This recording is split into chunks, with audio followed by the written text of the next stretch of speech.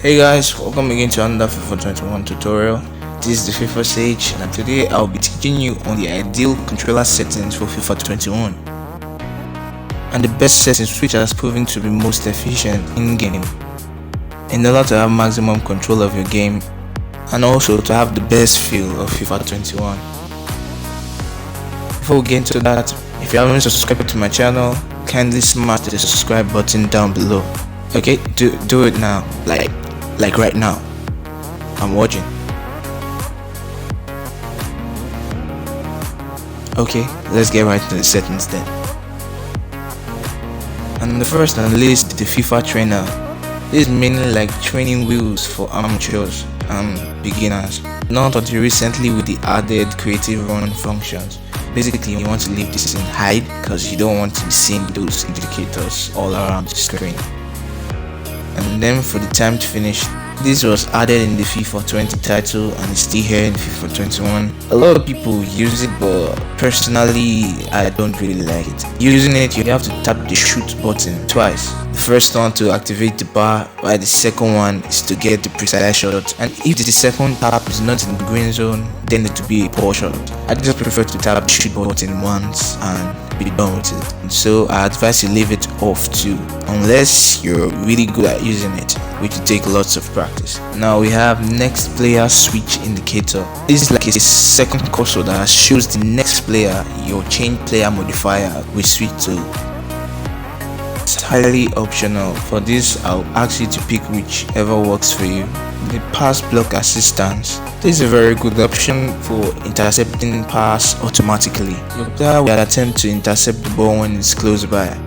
It's all well and good until you're playing a very difficult opponent. Then you start falling prey to a lot of fake shots, because the AI will keep using your players to try and block some shots, which will result in them being difficult to control at the moment. So I like to leave my pass block assistant off, because so I'll have full control of my defending and take the ball when I charge my jockey. You could start up with it being on, but eventually I advise you get rid of it.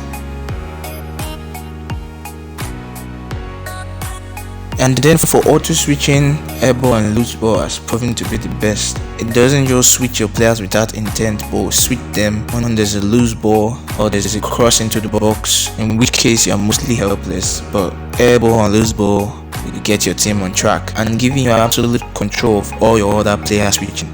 So it's airballs and loose balls for me.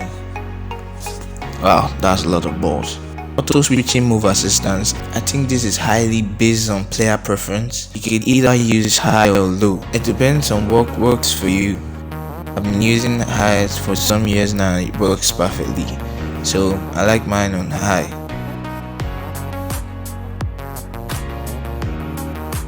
Now the jockey. The jockey should be in assisted, because as it says in the description, the jockey speed will be assisted to help you stay close to your opponent, but there will be no directional assistance. As we all know, when using the jockey button, which is the L2, and you're trying to position your defender in order to intercept the pass, contain an attacker, or stop a run, the speed of the jockey will be assisted. If it's assisted, it will always help you stay close to your opponent, so you won't get overwhelmed by quick skill moves. Auto flare pass. I think this should be off, because there's a modifier for flare pass, which is the L2 button. If you want to perform a flare pass, I think it should be strictly intentional, not automatic, because that might ruin your attack sometimes. And then for auto clearance, that should be on, because everybody needs some swift clearance in the box.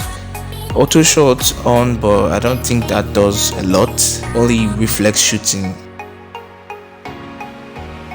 Then for the player lock, this is still highly optional. If you're really handy with it, you should try it out, but if not, you should just leave it off. I personally prefer it off, because the AI controls are complete waffles and creative runs compensate for its uses. So honest review, not really useful. Then for contextual adder dribbling, you want to leave this on, because this is really useful in FIFA 21. Very effective way of keeping the ball close to yourself and creating room for passes while retaining the ball. So on it is.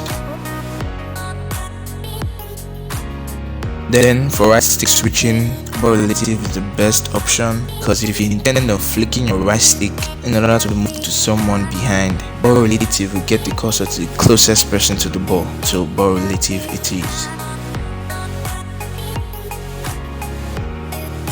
Then for ground pass assistance, it should be assisted, through ball assistant, assisted, shot assistance. Unless you're a Jedi, I think this should be assisted too.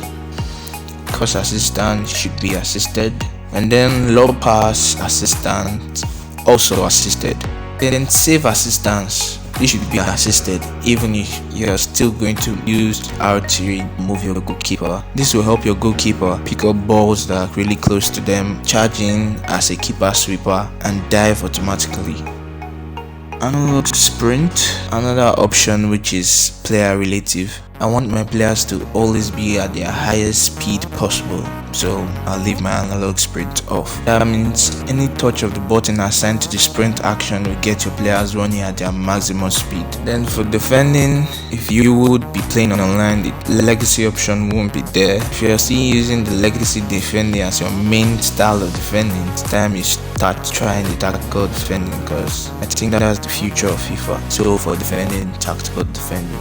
Then pass receiver, this is simply when you get the ball on your player and you load about 2 bars of pass power. When the animation begins to the moment the player strikes the ball. If it's in late, you can still change the direction of the pass before the player hits the ball, while if it's in early, the initial direction assigned to the pass is where it's going to be delivered, so there's no last minute changing.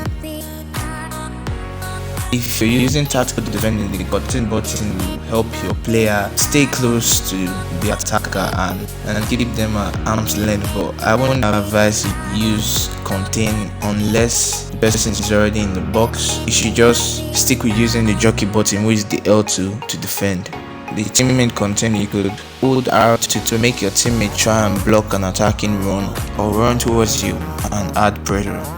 So that's all for controller setting, guys. Thank you for watching, and if you enjoyed this video, kindly subscribe to my channel and turn on the notification bell so you get notified when I upload new videos on FIFA 21. Stay tuned.